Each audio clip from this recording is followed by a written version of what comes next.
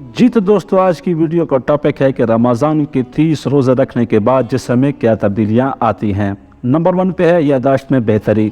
Dubai की माहिर ग़िज़ाइयत doctor Leena Shabib का कहना है कि 1 माह के लिए रोज़ा रखना और इस दौरान हर खाने पीने की अशिया से दूर रहना जिस्म के निज़ाम में बेहतरी लाता है और शफायाब करता है। किंग्स कॉलेज लंदन के institute of psychology and neuro science की एक नई तहकीक के मुताबिक रोज़ा दिमागी क़ुव्वत को बढ़ाता है, यादाश्त को बेहतर बनाता है और न्यूरॉन्स पैदा करता है, न्यूरॉन्स जो कि असाबी अमराज से बचाने में मदद करते हैं। डॉक्टर लीना शबीब का कहना था कि रोज़े के दौरान तनाव में कमी के अलावा न्यूरॉन्स पैदा होते हैं जो यादाश्त को बेहतर बनाने में मदद करते हैं। वकील के मुताबिक रोज़े के दौरान तवज्जो मरकूज़ होने में मदद मिलती है और यादाश्त बेहतर होती है। इसके अलावा रमज़ान डेमेंशिया और अल्जाइमर जैसी ख़तरनाक बीमारियों को रोकने के लिए भी इंतहाई मुफीद है।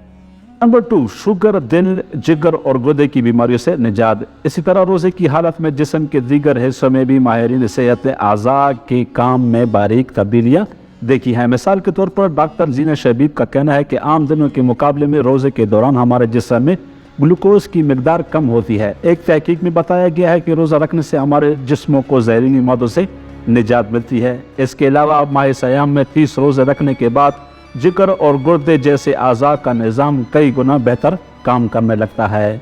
नंबर 3, जिस्म की ज़हरीली चर्बी में कमी। दूसरी जानिब जिस्म की चर्बी सबसे ज़्यादा जहरीले मादों में से एक है जिससे छुटकारा हासिल करना थोड़ा मुश्किल है। जिस तरह जिगर की चर्बी ज़ेबतीस का ख़तरा बढ़ाती है, बिल्कुल इसी तरह पट्ठों और पेंक्रियाज में चर्बी होने से कैंसर जैसे अमराज लाक हो सकते हैं। ताहम दिन भर रोज़ा रखने से जिस्म की ज़हरीली चर्बी में कमी आती है और इंसान सेहतमंद रहता है। यूनिवर्सिटी ऑफ सिडनी के एक जायजे में 70 मुतालियात से मालूम हुआ कि रमज़ान के दौरान उन लोगों के जिस्म में चर्बी की मिकदार में कमी वाक़ई होती है जिनका वज़न ज़्यादा होता है या जो मोटापे का शिकार होते हैं।